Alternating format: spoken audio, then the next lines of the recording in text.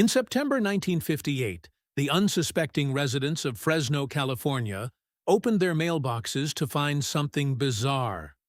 60,000 small rectangular pieces of plastic had been mailed out completely unprompted by Bank of America, each preloaded with a $500 spending limit.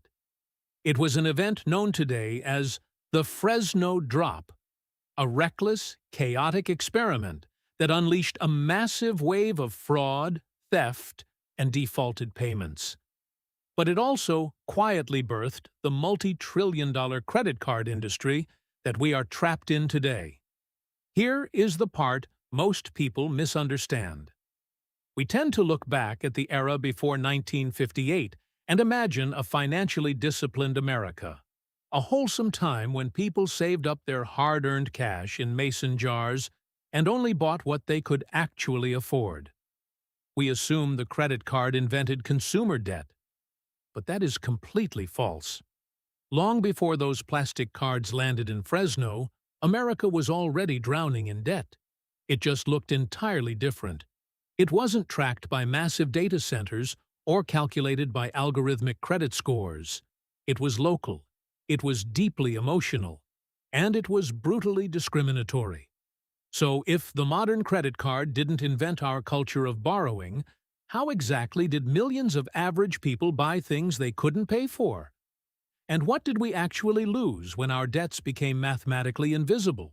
To truly understand how bizarre our current financial system is, we have to rewind the clock to the late 19th century. Picture a small, dusty town in rural America somewhere around 1885. If you wanted to buy a sack of flour, a new pair of boots, or seeds for the spring planting, you didn't pull out a piece of plastic, and you rarely handed over physical dollar bills. Cash was incredibly scarce. Most people were farmers, meaning their actual income arrived only once or twice a year during harvest season. So, how did they survive the long, freezing months in between? They lived entirely on local, highly visible debt. Historians estimate that during the mid to late 19th century, in many rural and newly established communities, up to 90% of all retail transactions were conducted on some form of credit. But this wasn't the sterile, algorithmic credit we know today. It was deeply personal, and it was entirely controlled by one person, the local general store merchant. When you walked through the wooden doors of the dry goods store, there was no credit bureau to check, no FICO score to calculate, and no centralized database verifying your annual income. There was only the shopkeeper, standing behind a wooden counter, looking you up and down. He was the ultimate gatekeeper of your family's daily survival. He performed a ruthless, split-second mental calculus the moment you asked to put a bag of sugar on your tab. How do you prove you are good for the money when there is no official record of your existence? You proved it with your physical identity and your local standing. The merchant judged the calluses on your hands to see if you were a hard worker. He judged your family name, your church attendance, and your reputation in the town square. It was a subjective character assessment masquerading as a financial transaction, and this is where the reality of the past sharply diverges from our cozy nostalgia. We like to think of this era as a wholesome time of tight-knit community trust, but this localized credit system was brutally discriminatory. If you were a white, property-owning male with a decent crop in the ground, the ledger swung wide open for you. But what if you were a single woman trying to make ends meet? What if you were a newly freed African-American family trying to build a life in the post-Civil War era?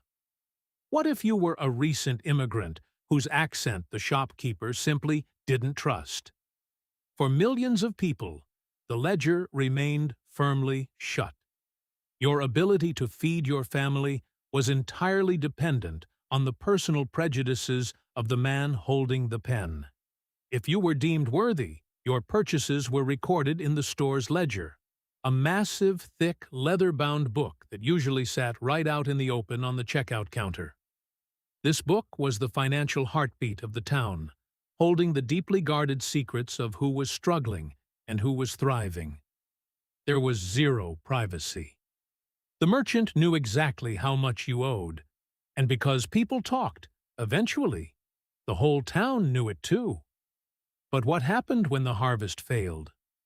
What happened when sickness struck, and you couldn't pay your tab when the debt was finally called in?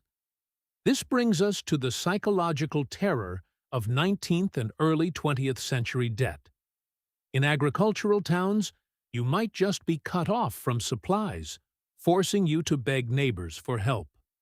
But in the rapidly growing urban centers and factory towns, the system of debt collection took on a much more aggressive and terrifying form. Enter the tallyman. The tallyman was a debt collector who worked for merchants, traveling door to door to sell goods on credit, and, more importantly, to collect weekly installment payments. For families living on the edge of poverty, the tallyman was a figure of absolute dread. Imagine sitting in your cramped living room on a Friday evening. You hear the heavy, deliberate footsteps echoing on the wooden porch. Then comes the loud, sharp knock at the door. It wasn't just the fear of losing your belongings that paralyzed people. It was the intense, agonizing social humiliation. The walls were thin. The neighbors were always watching through their curtains. When the tallyman stood on your porch shouting about your missed payments, it was a public declaration of your failure. In this era, debt wasn't just a financial burden, it was viewed as a profound moral failing. To default on a debt was to lose your standing in civil society. The psychological torture of the tallyman's knock was so severe that some families would literally go without food just to have a few coins ready for his arrival. This was the reality of American credit for generations. It was a localized, highly emotional, and often cruel system based entirely on personal reputation and the fear of public shame. It functioned more or less because people rarely moved far from where they were born. You couldn't run from a bad reputation. But as the calendar turned toward the 20th century, the fabric of America began to stretch and tear. The Industrial Revolution was roaring to life. Factories were suddenly churning out massive, expensive items that ordinary families desperately wanted but could never afford in cash. The old system of the local merchant's leather ledger was too small, too localized, and too subjective to handle what was coming next. The country didn't just need a new way to make things, it needed a completely new way to buy them. The local ledger system functioned reasonably well as long as the world stayed small. As long as you only needed to borrow for a sack of flour, a winter coat, or some seeds, the general store had you covered. But as the 19th century bled into the 20th, America's economy was fundamentally transforming. The localized, slow-paced agricultural society was violently replaced by the roaring, smoke-belching engine of the Industrial Revolution. And this massive shift created a terrifying mathematical problem for American businesses. Factories were suddenly capable of producing incredibly complex, expensive goods at a staggering speed. We are talking about massive brick facilities churning out thousands of products a week. But there was a fatal flaw in this new economic miracle. Mass production is completely useless if you do not have mass consumption. You cannot run a giant assembly line if only the wealthiest 5% of the population has the actual cash on hand to buy what you are making. How do you sell millions of expensive machines to a working class that lives paycheck to paycheck? The old ledger system was completely unequipped to handle this. The local shopkeeper couldn't float a loan for a family trying to buy a massive new piece of domestic machinery. The nation desperately needed a new way to spend money it didn't actually have. Let's look at a specific early example that most people completely overlook when studying financial history. Long before anyone was putting flat-screen televisions on a Visa card, there was Isaac Singer. In the 1850s, Singer began mass-producing sewing machines. These machines were revolutionary for household economics, freeing women from hours of grueling hand sewing and allowing families to make their own clothes efficiently. But there was a massive catch. A Singer sewing machine cost around $125. To put that in perspective, the average American family at the time might only earn $500 in an entire year. Asking a working-class family to drop a quarter of their annual income in cash on a single appliance was pure fantasy. So, Singer's partner, a man named Edward Clark, popularized something highly controversial in 1856. He called it the Hire Purchase Plan. Today, we know it as the installment plan. You could take the shiny new machine home for just $5 down, and then you would pay a few dollars every single month, plus a hefty fee for the privilege, until the debt was settled. It was a staggering success. Sales exploded almost overnight. Singer didn't just sell a machine, they sold a financial instrument. They proved that working-class Americans would reliably pay down a long-term debt to access a better standard of living immediately. Fast forward a few decades, and this exact same dilemma hit an entirely new, infinitely larger industry: the automobile. When Henry Ford perfected the assembly line and started pumping out the Model T in the early 1900s, his philosophy was strictly cash and carry. Ford despised debt on a moral level. He believed that if a man wanted a car, he should save his pennies in a bank until he could walk into the dealership and hand over a stack of bills. And for a little while, because the Model T was priced so aggressively, this actually worked.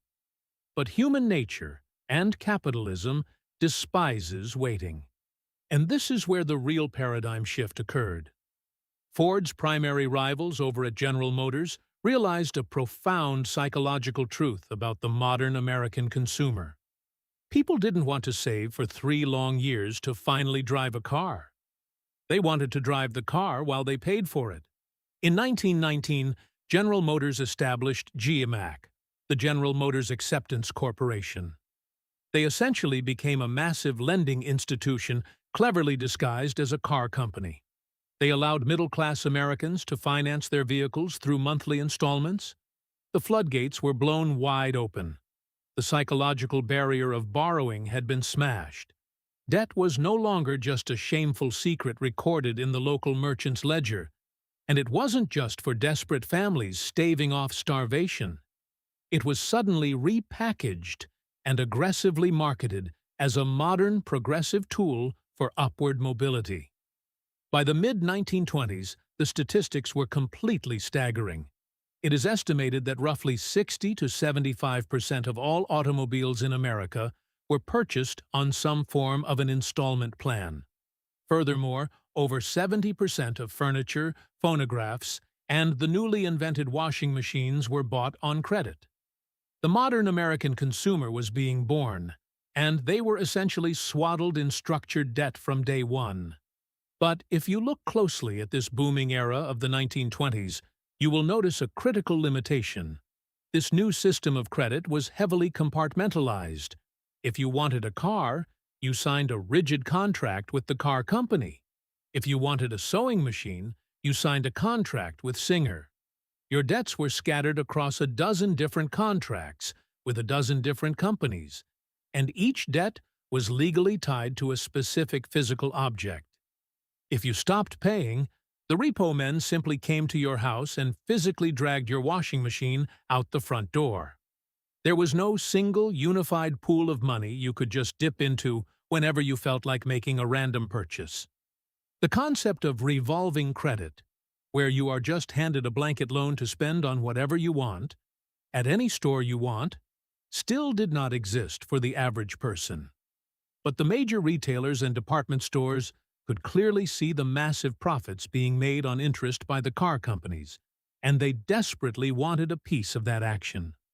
The race was officially on to figure out how to lock consumers into a continuous, never-ending cycle of purchasing at their specific stores. And their very first attempt at solving this puzzle would involve small, strange pieces of metal that you could accidentally drop on the sidewalk, unleashing absolute financial chaos for whoever's name was attached to it.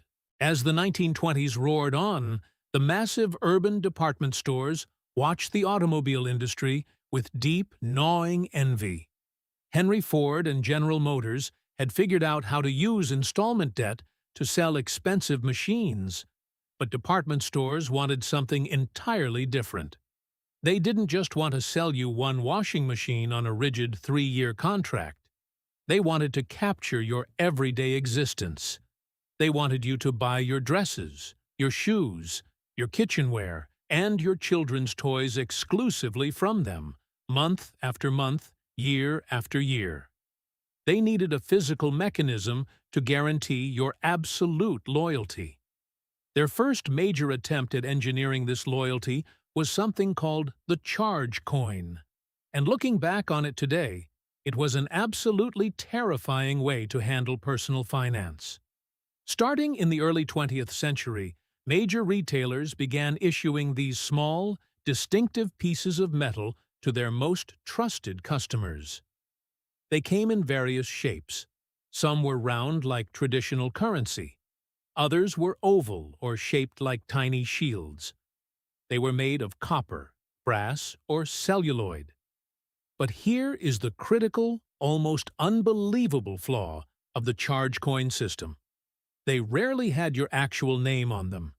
They were simply stamped with a multi-digit account number and the logo of the store. That was it. Now, put yourself in the shoes of a shopper in, say, Chicago in 1925. You are walking down a bustling, windy avenue, and you pull your handkerchief out of your coat pocket. Your charge coin for Marshall Field's department store slips out and bounces into the gutter. You don't even notice. 10 minutes later, a complete stranger picks it up. Under the system of the time, that stranger could walk directly into Marshall Field's, head to the jewelry counter, and purchase a diamond necklace. When the clerk asked for payment, the stranger simply handed over your metal coin. The clerk would copy the number onto a paper ticket, hand the coin back, and the stranger would walk out the door. There was no photo ID check. There was no central computer to flag unusual spending. The store simply assumed that whoever physically held the coin was the owner of the account. Weeks later, you would receive a catastrophic bill in the mail for jewelry you never bought. The sheer volume of fraud and mistaken identity was a nightmare for store clerks and a total financial catastrophe for consumers. By the late 1920s, the system was clearly buckling under its own absurdity. A company in Boston called the Farrington Manufacturing Company recognized this chaos and introduced the next evolutionary leap in 1928, the Charga-Plate. If you have never seen a Charga-Plate, imagine a military dog tag. It was a rectangular piece of sheet metal, usually aluminum, measuring about 2.5 inches wide. But unlike the anonymous coins, this piece of metal actually had your identity embossed directly onto it. Your name, your city, and your state. And crucially, it featured a small piece of heavy paper slotted into the back where you actually had to sign your name in ink. When you bought something, the sales clerk would take your Charga-Plate, place it into a heavy cast-iron mechanical press, lay a paper sales slip and an inked ribbon over it, and push down hard on the lever. With a loud, satisfying mechanical sound, your customer information was physically stamped onto the receipt. It was a brilliant, tactile piece of engineering that drastically reduced in-store fraud. But here is the part most people miss about this era of retail credit. While the Charga-Plate solved the immediate problem of someone stealing your anonymous coin, it created an entirely new kind of consumer prison. These plates were completely siloed. They were closed-loop systems. If you had a Charga-Plate for Macy's, it was absolutely worthless if you walked across the street to Gimbel's. If you wanted to shop on credit at Sears, you had to apply for a specific Sears plate. Retailers fiercely protected their own credit ecosystems because the entire point of the plate wasn't to give you financial freedom. It was to lock you into their specific store. They wanted to make it incredibly frictionless to spend money with them and highly inconvenient to shop anywhere else. Think about what that actually meant for the average middle-class consumer by the 1940s. Your wallet or purse was literally, physically heavy. You were carrying around a thick stack of metal plates just to run your weekly errands. And despite all this localized debt, the fundamental problem of geography remained completely unsolved. If you lived in New York and took a family road trip, what happened if your car broke down in a small town in Ohio? You couldn't hand your Macy's plate to the local mechanic. Outside of your specific retail bubble, you were financially paralyzed. Credit was still fundamentally trapped. It was tied to specific merchants, specific objects, and specific locations. The entire country was sitting on a massive, fragmented pile of consumer demand, waiting for someone to invent a universal key that could unlock it all.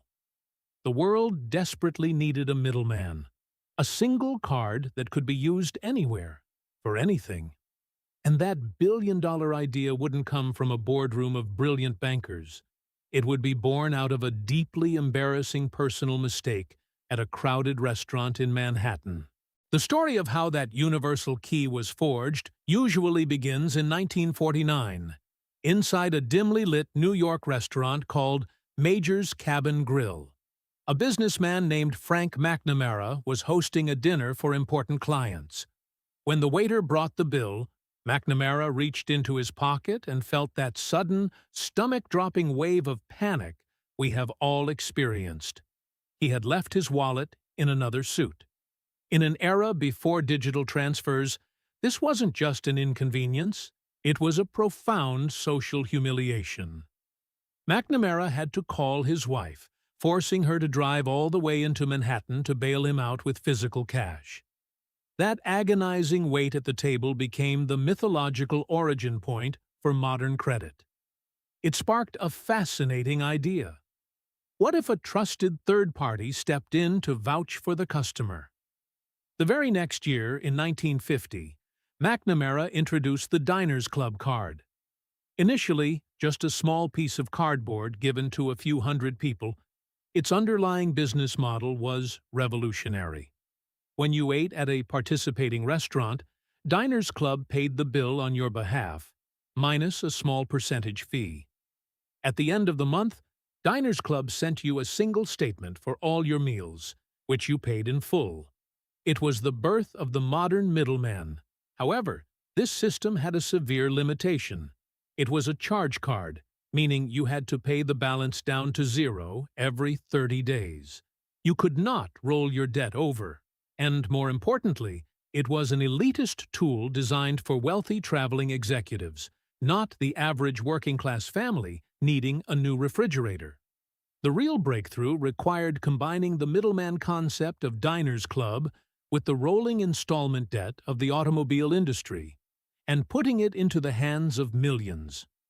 That answer wouldn't come from Wall Street. It came from the booming suburbs of California, orchestrated by a bank executive named Joseph Williams. In the mid-1950s, Williams was tasked by Bank of America to build the ultimate all-purpose credit card. He immediately slammed into the terrifying chicken and egg problem of network economics. No merchant will accept a new card without thousands of active users, but no user will carry a card that merchants don't accept. How do you break this deadlock? Williams also understood the deep psychology of the American consumer. Remember the tallyman. Remember the judgmental shopkeeper. Even in the post-war era, explicitly walking into a bank to ask for a loan felt slightly shameful. It implied financial struggle. People were terrified of the humiliation of rejection. Williams realized that if he simply invited people to apply for his new card, the vast majority would stay away out of pride. He needed a strategy that bypassed human hesitation entirely. He needed to force the network into existence overnight. His solution was one of the most audacious and reckless financial maneuvers in modern history. Williams decided he wasn't going to wait for applications. He was just going to manufacture the cards, load them with real money, and mail them to everyone. He chose Fresno, California, as his laboratory, a somewhat isolated city with a massive middle-class population.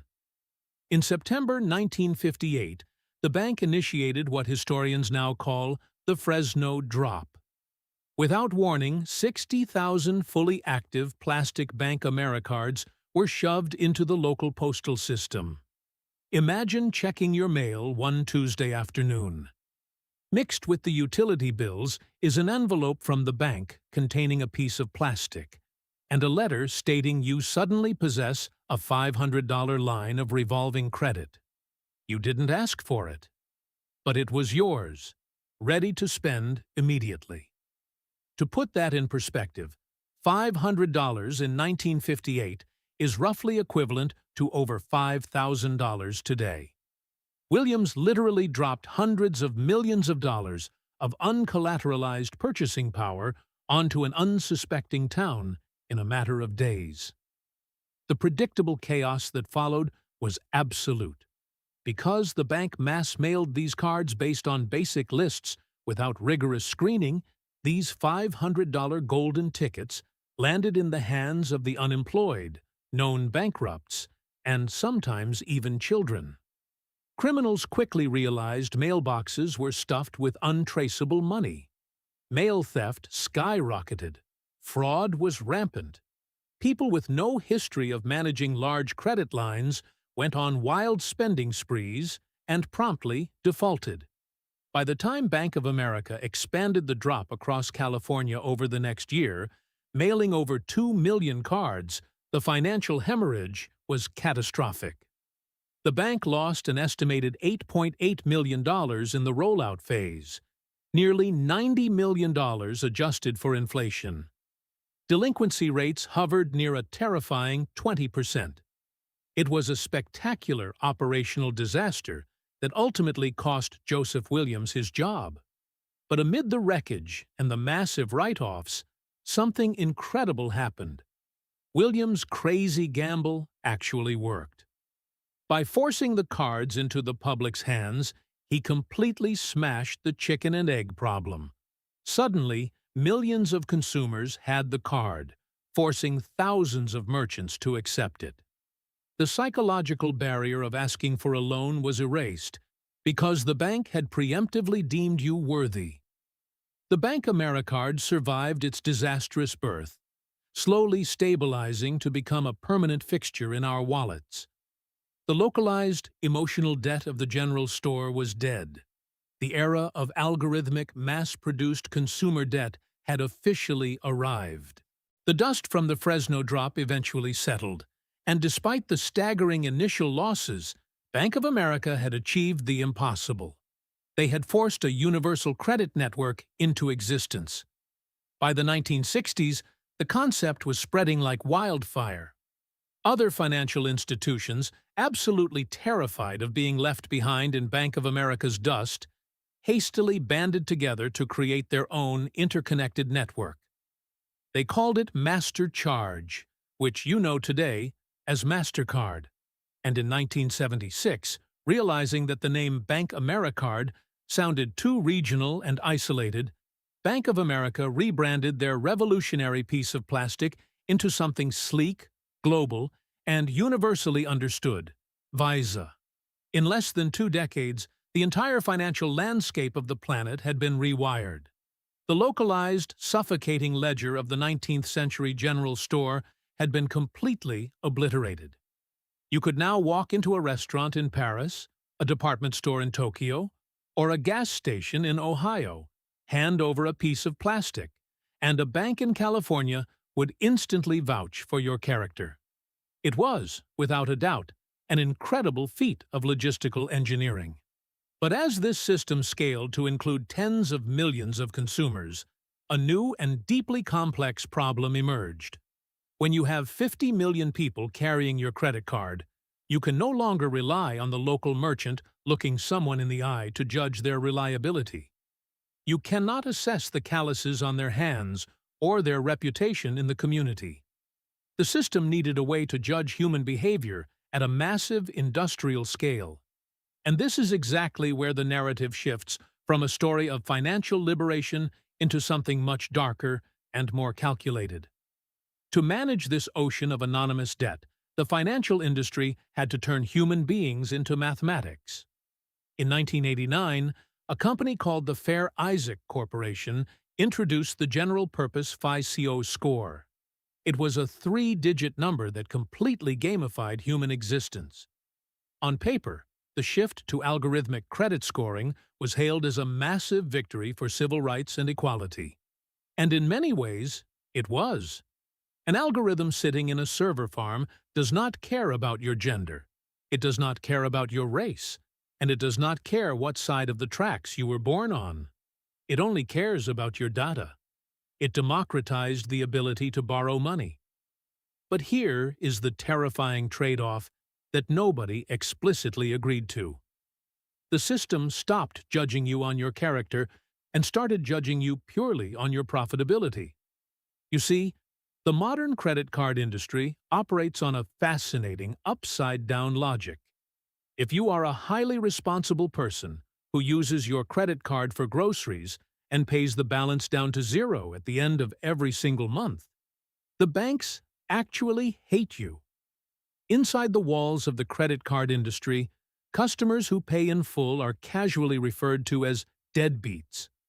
You are a deadbeat because you are using their payment network for free without generating a single cent of interest revenue. The system was not built for you. The entire architecture of modern credit is optimized to find and cultivate the revolvers, the people who carry a balance month after month. The ultimate goal of the algorithm is to find consumers who will borrow right up to their maximum limit, and then responsibly make just the minimum monthly payment. That minimum payment is one of the most brilliant and destructive psychological tricks ever invented by the financial sector. It gives you the comforting illusion that you are successfully managing your debt, while mathematically ensuring that you will pay exorbitant interest for years or even decades, barely making a dent in the actual principal. When you look at the raw numbers of the 2020s, the sheer scale of this extraction is breathtaking. During the relatively prosperous years of the 1990s, the average interest rate on a credit card hovered around a somewhat manageable 15%. But fast forward to the modern era. Today, the average annual percentage rate has violently surged past 22%, hitting record highs. They are charging mafia-level interest rates in broad daylight, fully sanctioned by the economic system. And the result of this perfectly engineered trap? As of 2024, the Federal Reserve reported that the total revolving credit card debt held by American consumers officially shattered the $1.13 trillion mark. Let that number sink in. Trillion with a T. It is a towering, practically incomprehensible monument to borrowed time and deferred pain. We have not eliminated the crushing, desperate debt of the 19th century. We have simply industrialized it. We took the tallyman, the terrifying debt collector who used to pound on your front door, and we digitized him, sterilized him, and placed him permanently inside your pocket, quietly siphoning away your future, one 22% interest charge at a time. We like to think we have evolved far beyond the dusty, claustrophobic general stores of the 19th century. We look back at the local shopkeeper with his thick leather ledger, standing behind the wooden counter judging our ancestors, and we feel a profound sense of relief that we are free from that intense, suffocating scrutiny. But are we actually free? Or has the ledger just changed forms? Centuries ago, your debt was a tangible, physical object. It lived in a specific book in a specific town.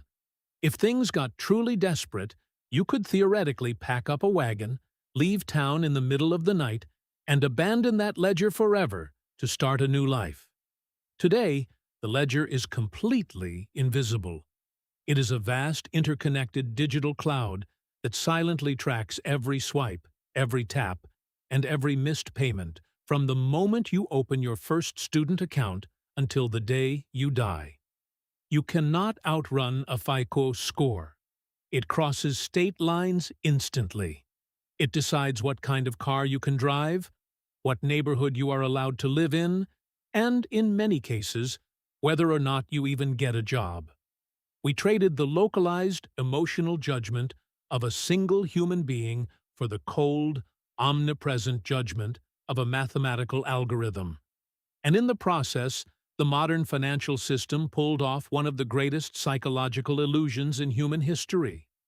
They convinced us that taking on endless, revolving debt at 22% interest was a symbol of our financial independence. We are handed pieces of shiny metal or sleek, brightly colored plastic, and we feel a sudden rush of purchasing power, a momentary high of absolute freedom. But this system is not designed to set you free. It is designed to rent your future back to you at a massive premium.